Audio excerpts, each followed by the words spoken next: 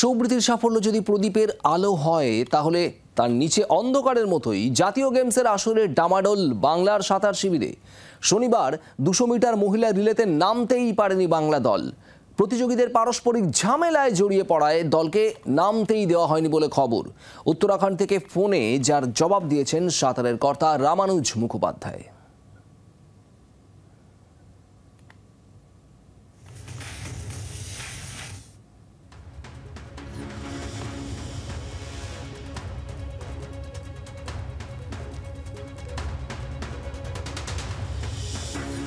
একটা টিম অনেক সময় হয়তো একটা টিম নামলো না, এটা হচ্ছে অফিসিয়াল কথা তোমার সঙ্গে।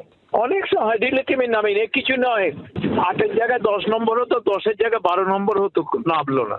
এখানে মেয়েটিকে ফোকাস করতে চাইছিল যাতে গোল্ড মেডেলটা পেতে পারে। তার পরের দিন তার ব্যাকস্ট্রোকটা ছিল, যে ব্যাকস্ট্রোকে গোল্ড মেডেলটা পেল।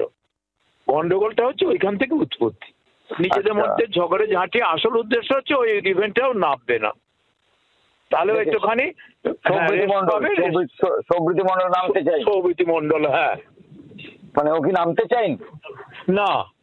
ওর কোচও তাই, দিল্লির কোচ পার্থপ্রতিম মজুমদার। একই জিনিস, এটাকে নিয়ে একটা খেলা চললো আর কি। বাংলার আওয়াজ, বাঙালির আবেগ, জি 24 ঘন্টা।